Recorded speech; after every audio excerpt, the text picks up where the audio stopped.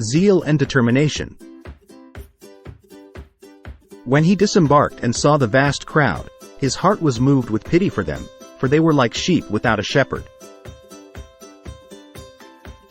And he began to teach them many things. Mark chapter 6 verse 34.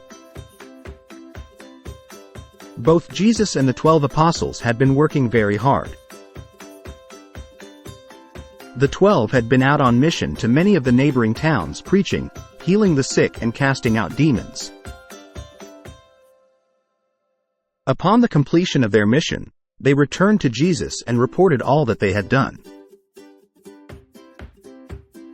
Jesus, in turn, invited them to come away by yourselves to a deserted place and rest a while. But the crowds heard about their departure by boat and quickly went to the other side of the Sea of Galilee so that they would arrive before Jesus and the 12. The passage quoted above reveals the internal reaction that Jesus had toward the crowds as he and the 12 disembarked from the boat.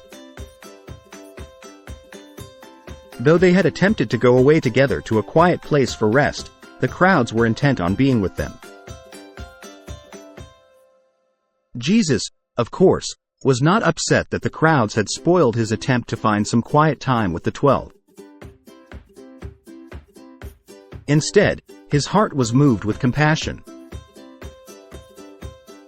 He could see that the people were hungry for more and were like sheep without a shepherd.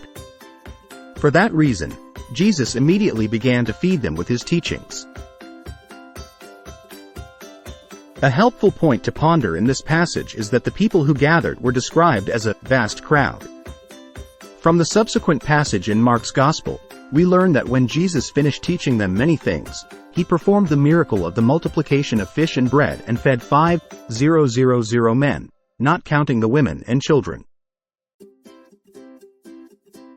Given the fact that the estimated ratio at that time of adult men to women and children was at least 5 to 1, the crowd could have been as large as 25,000 people.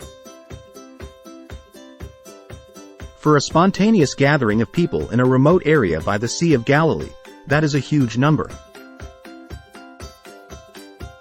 This is especially the case, since it is estimated that there were only about 1,500 people living in Capernaum at that time. People had flocked to our Lord from very far away.